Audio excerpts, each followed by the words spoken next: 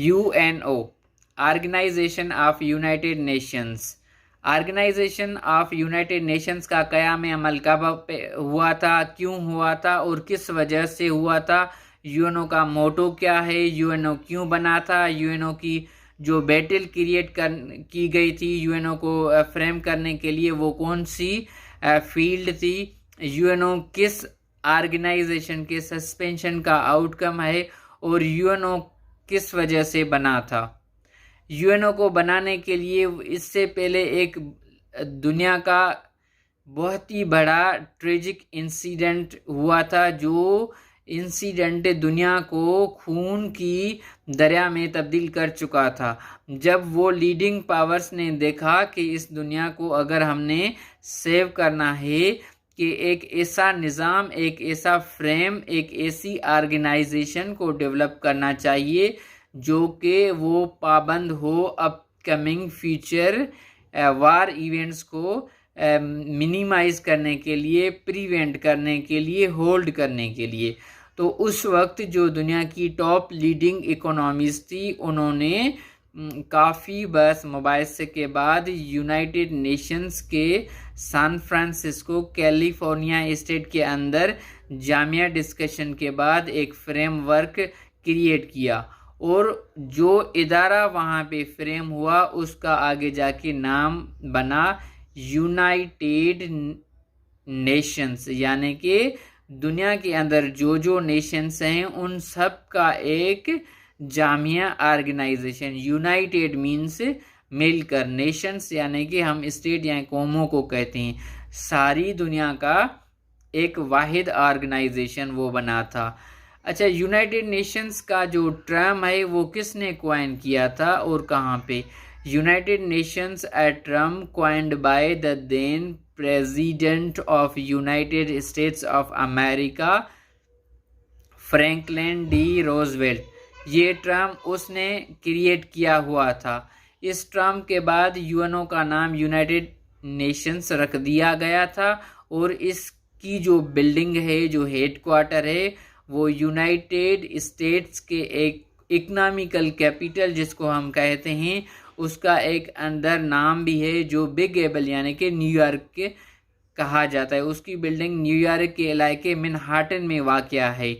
Manhattan जो कि America के शहर न्यूयॉर्क का इलाका है, उसको इंटरनेशनल टेरिटरी का भी नाम तस्वर दिया जा चुका है, क्योंकि यहाँ पे यूनाइटेड नेशंस यानी कि पूरी ग्लोब की जो बॉडी है वो यहाँ पे वाक़या है।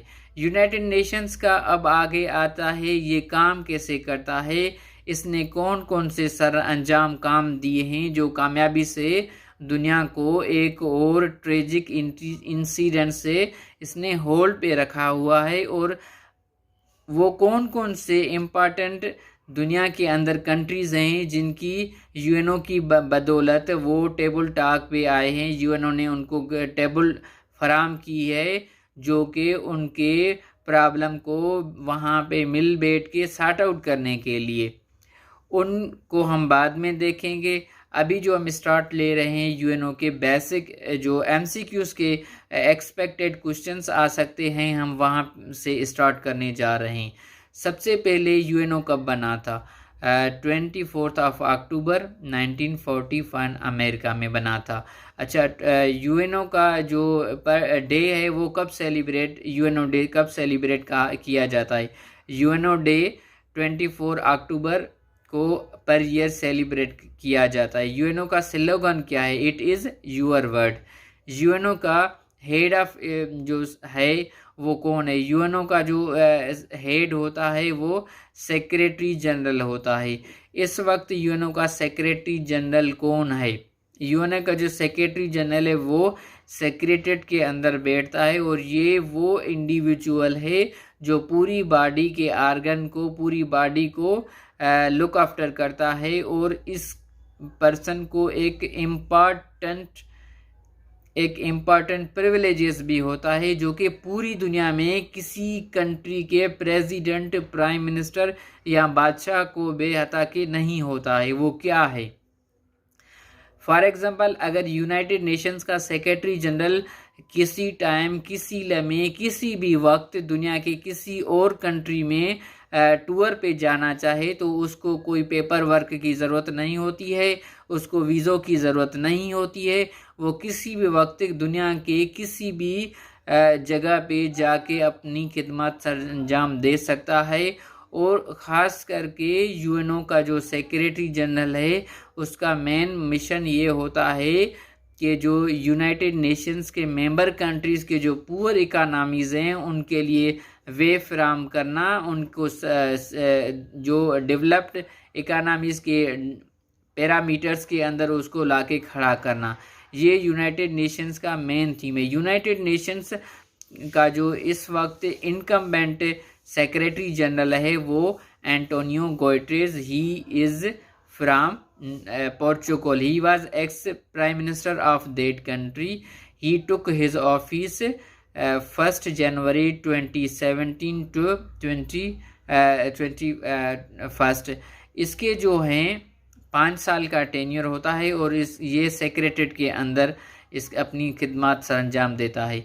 यूएन का जो सेक्रेटरी होता है, फर्स्ट यूएन सेक्रेटरी कौन था? फर्स्ट यूएन सेक्रेटरी था ट्राइगोरिया लाई, जो कि नॉर्वे। और first south Asian secretary general of UNO कौन था? First south Asian was U Thant, he was from Burma, the then Burma, now today we call Myanmar का था फर्स्ट सेक्रेटरी। अच्छा, United Nations का जो पाकिस्तान के इम्पोर्टेंट से कौन कौन से एमसीक्यूज आ सकते हैं हमारी स्क्रीनिंग टेस्ट के अंदर, जो कि एफपीएससी और Sindh public service commission conduct करती है। ये भी पूछ सकते हैं कि यूनाइटेड नेशंस के अंदर इस वक्त पाकिस्तान का रिप्रेजेंटेटिव कौन है? मुनीर अकरम। और outgoing UN representative from Pakistan कौन था? मलिया Lodhi. She took their office twice. उसके बाद पाकिस्तान कब यूएनओ का मेंबर बना था?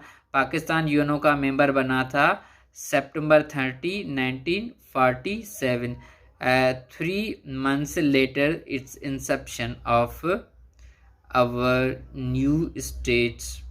उसके बाद यूएनओ में ये भी आ सकता है कि मुनीर अकरम, जो कि representative from Pakistan to UNO, उसने अभी हाल ही में एक स्लॉट अचीव किया है, जो कि यूनाइटेड नेशंस के उन ऑर्गेनाइजेशन में से एक बेसिक ऑर्गन है, जो कि आता है ECOSOC, यानी कि इकोनॉमिक एंड सोशल काउंसिल। उसके कितने मेंबर्स हैं? उसके 54 मेंबर्स हैं। उसका काम क्या है? सोशलाइजेशन को अपलिफ्ट करना। और उस ऑर्गेनाइजेशन का जो प्रेसिडेंट है 1 ईयर के लिए सेलेक्ट होता है, और उसका जो प्रेसिडेंट इस वक्त है वो फ्रॉम पाकिस्तान मुनीर अकरम है। ये पाकिस्तान की पॉइंट ऑफ व्यू से एमसीक्यूज आ सकते हैं हमारी कॉम्पिटिटिव एग्जामिनेशन के सिलसिले में। अच्छा, उसके बाद लास्ट जो कंट्री है वो कब यूनाइटेड नेशंस का मेंबर बनाए, जो कि 193rd पे आता है, वो साउथ सूडान 1 जुलाई 2011 में उसने इंडिपेंडेंस के बाद वो यूएनओ का मेंबर बनाए। यूएनओ के 2 ऑब्जर्वरी कंट्रीज़ भी हैं। एक है पैलेस्टीन, जो होली कंट्री ऑफ मुस्लिम्स, और एक है वेटिकन। वेटिकन कंट्री का स्टेटस रखता है। एक्चुअली वो सिचुएटेड है इटली के अंदर, और उस एरिया को हम दुनिया ने एक इंटरनेशनल यानी कि कंट्री का स्टेटस दिया हुआ है, वो भी एक अलग पहचान रखता है। अच्छा, इनमें से हमने जो चंद यूएनओ के इम्पॉर्टेंट एमसीक्यूज टाइप्स हमने बताए हैं। उसके बाद अब यूएनओ की बात है। यूएनओ को जो बना था उसका मेन रीज़न ये था, जो कि 1939 to 1945 second world war initiative हुई थी। ये second world war millions of innocent peoples इसने जो है ना किल्ड हो चुके थे इस वार के अंदर। अच्छा, उसका जब दुनिया के टॉप लीडिंग इकोनॉमीज़ में देखा कि ये जो खून की नदियाँ चौ तरफ बह रही हैं, इसको हमने कैसे इनको जो है ना क्विट करना है, उस वजह से इस बॉडी का इनिशिएटिव हुआ था। उसके बाद यूनाइटेड नेशंस के जो आर्गन्स हैं, जो पिलर हैं, जो एक अम्ब्रेला बना हुआ है, वो 5-6 हैं। अच्छा, 6 में से 5 जो आर्गन्स हैं वो न्यूयॉर्क बेस्ड हैं, और उनमें से एक जो नंबर 6 पे आता है जो कि रहता है वो है ICJ, यानी कि इंटरनेशनल कोर्ट ऑफ जस्टिस। ये वाक़या है नीदरलैंड के शहर द हेग में। इसके मेंबर्स जो हैं 15 होते हैं, वो जस्टिस पे मुफीद होते हैं, और 9 ईयर पर जज का टेन्योर होता है। अच्छा, ये जो टेन्योर होता है, इस बॉडी की क्या इम्पोर्टेंस है? इस बॉडी के अंदर दुनिया के जो कंट्रीज़ हैं, उनके जो मसाइल हैं, इस कोर्ट के अंदर हल करने के लिए एक वे क्रिएट करते हैं। हल करने के लिए बाकायदा बहस और मुबाहिसा होता है, रूलिंग होती है। अच्छा, ये जो रूलिंग होती है वो कंपलसरी नहीं होती है, वो according to the constitution of that country के मातहत नहीं होती है, ये जस्ट एक रिकमेंडेशंस होती है। लेकिन जो कंट्रीज़ इस कोर्ट के अंदर अपने जो मसाइल लेके आते हैं, वो इस कोर्ट के रूलिंग को ओबलाइज करते हैं, इंटरटेन करते हैं। ये ऑर्गेनाइजेशन के अंदर जो है इनकी ओबलाइजेशन होती है। मैं एक एग्जाम्पल के तौर पे एक आपको समझाने के लिए बता रहा हूँ कि ICJ किससे काम करता है। फॉर एग्जांपल, पाकिस्तान के अंदर इंडियन स्पाई कुलभूषण जाधव हमने कैप्चर किया हुआ था, पाक आर्मी ने। अच्छा, वो इंडिया मैटर टुक कर के वहाँ ICJ द हेग में लेके गया। अब वहाँ पे रूलिंग हुई। उससे पहले दोनों कंट्रीज़ के जो वकला थे, बैरिस्टर्स थे, जो काउंसिल थे, उन्होंने अपने अपने पॉइंट ऑफ व्यू वहाँ पे शेयर किए। उसके बाद जो रूलिंग गई। अभी ये कंपलसरी नहीं है, लेकिन being a signatory of this prestigious organ, दोनों मुल्क अपने अपने दायरे कार को दे के उस डिसीशन को इम्प्लीमेंट करने के लिए वो पॉजिटिव यानी कि अफर्मेटिव होते हैं। उन पे कंपलसरी नहीं होता है, जैसे कि सुप्रीम कोर्ट ऑफ पाकिस्तान या सुप्रीम कोर्ट ऑफ इंडिया की जो रूलिंग होती है वो गवर्नमेंट ऑफ पाक इंडिया पे कंपलसरी होती है, उनको एनी हाउ इम्प्लीमेंट करना होता है। लेकिन यहाँ पे वो केस नहीं है। लेकिन उसके बावजूद जो भी कंट्री अपने मैटर को टेकअप करके वहाँ पे आता है, तो उनकी जो अहमियत है उसको ओबलाइज किया जाता है। और सबसे important point, United States of America इस ऑर्गन का जो सिग्नेटरी नहीं है। अच्छा, यूनाइटेड नेशंस के जो फाउंडिंग कंट्रीज़ थे वो ओरिजिनली 50 कंट्रीज़ थे उस वक्त के दौर के। लेकिन after the creation of United Nations another country was joined, it was from Europe, Poland. वो 3 माह के बाद उसने ज्वाइन किया था, और उसके बाद यूनाइटेड नेशंस की जो फाउंडिंग कंट्रीज़ की जो लिस्ट है उसमें से इसको भी ऐड किया जा चुका है, यानी कि एट प्रेजेंट यूनाइटेड नेशंस के 51 कंट्रीज़ हैं जो कि फाउंडिंग है। अच्छा, कभी कभी एग्जामिनर ये भी क्वेश्चन पुट अप कर सकता है MCQs में, वो कौन सा कंट्री था जो कि बाद में यूएनओ का फाउंडिंग मेंबर बना था, या उसके बनने से पहले यूएन के कितने फाउंडिंग मेंबर्स थे। 50 थे, पोलैंड बाद में बना था, ये बने थे 51। अच्छा, अब now I am going to start its organs. इसके आर्गन कितने हैं? इसके आर्गन 6 आर्गन्स हैं। सेक्रेटेरिएट जो कि मैं इन डिटेल डिस्कस कर चुका हूँ, general assembly, security council, social and economic and social council, trustee worship ICJ and secretariat मैंने डिस्कस ऑलरेडी कर चुका हूँ। और अब मैं स्टार्ट करने जा रहा हूँ जनरल असेंबली से।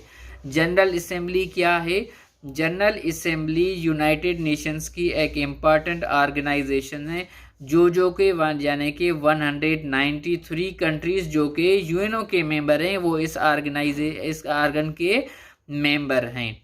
अच्छा, इस आर्गन का जो सेशन होता है वो पर ईयर अमेरिका के शहर द बिग एप्पल में होता है, यानी कि पूरी दुनिया से हेड ऑफ स्टेट अमेरिका में आते हैं इस सेशन को एड्रेस करने के लिए, और अपने अपने जो कंसर्न्स हैं दूसरे पड़ोसियों से, पड़ोसी स्टेट से, वो वहाँ पे आके अपने कंसर्न शेयर करते हैं, और वहाँ पे जो पूरी ग्लोबल बॉडी अवेलेबल होती है वो मिल बैठ के वहाँ पे उस मसाइल को टेकअप करते हैं, और वहाँ पे टेबल प्रोवाइड की जाती है, डिस्कशन के लिए टेबल टॉक होते हैं दो कंट्रीज़ के दरमियान। ग्लोबल स्टेज पे जो भी अलायंस होते हैं वो भी वहाँ पे डिस्कस के लिए आ जाते हैं, और वो साइड लाइन पे अपने जो इम्पॉर्टेंट इनिशिएटिव होते हैं वहाँ पे टेकअप करते हैं। ये यानी कि जनरल असेंबली का जो सेशन होता है हर साल सितंबर के लास्ट वीक में वहाँ पे मुनाक़द किया जाता है। पूरी दुनिया के जो लीडिंग यानी कि हेड ऑफ स्टेट, इधर इट इज़ प्रेसिडेंट, किंग और प्राइम मिनिस्टर, आके अपने कंसर्न शो करते हैं, और यूएनओ को डेवलप करने के लिए, अपलिफ्ट करने के लिए, उनकी जो खिदमात हैं उनको आगे और भी ज़्यादा इफ़ेक्टिव बनाने के लिए अपने अपने रिकमेंडेड वहाँ पे शेयर करते हैं। अच्छा, यूएनओ में जो जनरल असेंबली के अंदर जिस कंट्री का, स्टेट का जो सेशन में वो एड्रेस करता है उसकी कोई टाइमलाइन नहीं होती है। वो 5 मिनट भी अपनी ओपिनियन दे सकता है, 50 मिनट भी दे सकता है, 2 घंटे भी दे सकता है, 3 घंटे भी दे सकता है। इस वक्त तक यूएनओ की जो हिस्ट्री है उसके अंदर सबसे ज़्यादा यूनाइटेड नेशंस की जो जनरल असेंबली के अंदर जो सेशन के अंदर जो एड्रेस हुआ है वो कर्नल कज़ाफ़ी यानी कि लीबिया के कर्नल कज़ाफ़ी ने ऑलमोस्ट 3+ आवर्स की अपनी सेशन की एक लंबी तकरीर की हुई थी। उसके बाद यूनाइटेड नेशंस की जो जनरल असेंबली है उसके अंदर कोई भी मेंबर स्टेट अपने 5 रिप्रेजेंटेटिव्स सेशन के लिए भेज सकता है, उसके ज़्यादा नहीं हो सकते, कम हो सकते हैं लेकिन ज़्यादा नहीं हो सकते। इस वक्त यूएन जनरल असेंबली का प्रेसिडेंट, करंट प्रेसिडेंट कौन है? He is from Turkey, Vulcan. वो टर्की का रहायशी है जो कि यूनाइटेड नेशंस के अंदर जनरल असेंबली का प्रेसिडेंट है। इसका हेड प्रेसिडेंट होता है और 1 ईयर के लिए सिलेक्ट होता है। अच्छा, ये जो अभी सिलेक्ट हुआ है, जबकि दिस ईयर यानी कि सितंबर में जो कि यूएन की बॉडी की मीटिंग कॉल होगी, उस जब कॉल होगी तो इसका जो टेन्यूर है उस दिन एंड होगा, और नेक्स्ट जो इसके प्रेडिसर या फॉलोअप होगा वो कैप्चर कर चुका होगा इसकी स्लॉट को। अच्छा, ये जनरल असेंबली है। जनरल असेंबली में सभी मेंबर कंट्रीज़ होते हैं। उसके बाद जो इम्पॉर्टेंट और मोस्ट पावरफुल आर्गन है यूनाइटेड नेशंस ऑर्गेनाइजेशन की, वो कौन सी है? वो है United Nations security council. United Nations security council को कौन लीड करता है? वो भी प्रेसिडेंट होता है, और उसकी जो प्रेसिडेंसी का जो टेन्योर होता है 1 मंथ होता है, ओनली 1 मंथ। अल्फ़ाबेटिकल नंबर से उसकी जो है टेन्योर चेयर रूमिंग करती है। 1 मंथ के लिए एक प्रेसिडेंट सेलेक्ट होता है, वो भी नॉन नेटो। नेटो और नॉन नेटो क्या है? नेटो के कितने मेंबर्स हैं, नॉन नेटो कितने मेंबर्स हैं? ये नॉन नेटो और नेटो का कॉन्सेप्ट, परमानेंट या नॉन परमानेंट, क्या कॉन्सेप्ट है, इसके क्या मंदिर जाते हैं, इसको क्यों अहमियत दी जाती है, और ये क्यों सॉरी इस ऑर्गेनाइजेशन के अंदर रखा गया है नेटो, वीटो। अच्छा, वीटो ये है कि वीटो यूनाइटेड नेशंस की जनरल सिक्योरिटी काउंसिल के अंदर 5 ऐसे कंट्रीज़ हैं जो कि सिक्योरिटी काउंसिल के टोटल 15 मेंबर हैं, उसमें से 10 जो हैं नॉन वीटो यानी कि नॉन परमानेंट, और जो 5 हैं वो वीटो, उनको वीटो का पावर दिया गया है।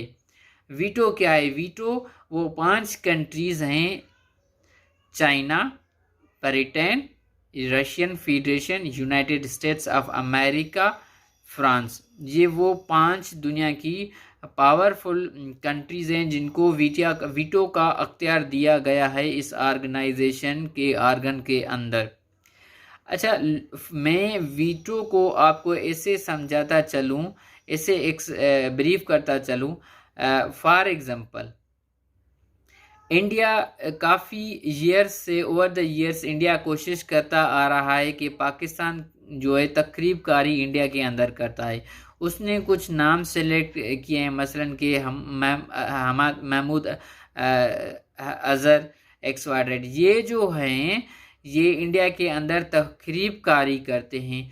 तो इंडिया ने क्या किया है कि यूनाइटेड नेशंस की जो सिक्योरिटी काउंसिल है उनमें वो पिटीशन दे के गई कि इनको इंटरनेशनली टेररिस्ट डिक्लेयर कर दिया जाए।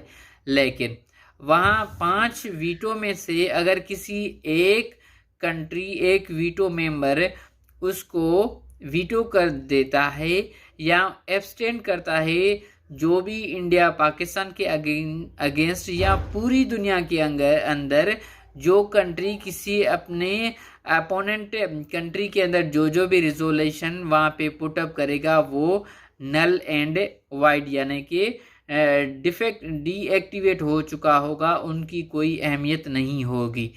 मसलन ये हमने इनकी जो है ना वो ऐसे समझा कि मैं चलता चलूँ कि ऐसे ही होता है वीटो का क्या वहाँ पे जो इमेज तस्वर वीटो क्या होता है। और नॉन वीटो 10 मेंबर होते हैं, उनकी सिलेक्शन जो होती है पर 2 इयर्स के लिए होती है, और जो वीटो होते हैं वो परमानेंट होते हैं, उनकी कोई टाइमिंग टेन्योर वगैरह नहीं होती है वीटो के। अच्छा, security council most powerful organ है। अगर कोई कंट्री किसी कंट्री के अगेंस्ट वार डिक्लेयर करना चाहेगा, वो भी यूनाइटेड नेशंस की इस ऑर्गन में से अपनी पिटीशन रिजोल्यूशन सक्सेस कराने के बाद इसी प्लेटफॉर्म से, यूएनओ के प्लेटफॉर्म से, जैसे कि अमेरिका ने इराक के अंदर 2003 और अफ़गानिस्तान के अंदर 2001 आफ्टर द इंसिडेंट ऑफ 9/11 के बाद किया था, उसी वजह से यूएनओ के अंदर यूनाइटेड नेशंस सिक्योरिटी काउंसिल से रेजोल्यूशन पास करवा के फिर वहाँ पे वार डिक्लेयर की जाती है। वो वार तस्वर होती है यूनाइटेड नेशंस की अम्ब्रेला की स्टेज पे। अच्छा, उसके बाद आ जाता है जो कि एक और इम्पॉर्टेंट है, वो आर्गन का है ट्रस्टीशिप अभी सस्पेंडेड है। इसकी जो एक्टिविटीज़ हैं वो 1994 1 जनवरी से सस्पेंड है। उसके सस्पेंशन के क्या मकासद थे, क्यों सस्पेंड हो चुकी है इसकी? पावलो एक यूनाइटेड नेशंस का इंटरनेशनल टेरिटरी था, उसने अपनी इंडिपेंडेंस डिक्लेयर कर दी थी, उस वजह से 1994 से लेकर ये ऑर्गेनाइजेशन जो है ये सस्पेंड तस्वर की जा चुकी है यूएनओ की लिस्ट में से। व्यूअर्स, ये जो मैंने आपके सामने अपनी इंफॉर्मेशन शेयर की है, आज हमने यूनाइटेड नेशंस की ऑर्गेनाइजेशन को अच्छी वे से इसको ब्रीफ किया है। इसके बाद जो भी MCQ से जिस टेस्ट में अगर यूएनओ से आ सकते हैं, वो इन टॉपिक्स को और इन MCQs की लाइट में आ सकते हैं, इनमें से ज़्यादा नहीं आ सकते हैं। तो आज के लिए हम यहाँ पे इसके यूएनओ को वाइंड अप करते हैं। आज का हमारा जो डिस्कशन का टॉपिक था वो यूनाइटेड नेशंस। मैंने आपको पहले अपनी इंट्रो में ही कहा था कि एक मैं मंथ के अंदर एक ऑर्गेनाइजेशन को टच करूँगा, वो कि एक इम्पॉर्टेंट होती है आपके लिए, जो कि MCQs में स्क्रीनिंग सेशन में लाजमन कोई MCQs एग्जामिनर वहाँ से सिलेक्ट करता है। तो मैंने आपके लिए आज यूएनओ की ऑर्गेनाइजेशन से इस माह के एंडिंग में रखी हुई है, और उसके बाद मैं नेक्स्ट वीक में इंशाल्लाह किसी और टॉपिक जो कि इम्पॉर्टेंट होगा, और जो नेक्स्ट वीक का मेरा टॉपिक होगा वो ऐसे का टॉपिक होगा, और मैं कोई आपके लिए एक इम्पॉर्टेंट और कंपलसरी टॉपिक से लेकर के आपकी नज़र में पेशी खिदमत करूँगा इंशाल्लाह। Don't forget to press bell, subscribe and press the bell icon. Allah Hafiz.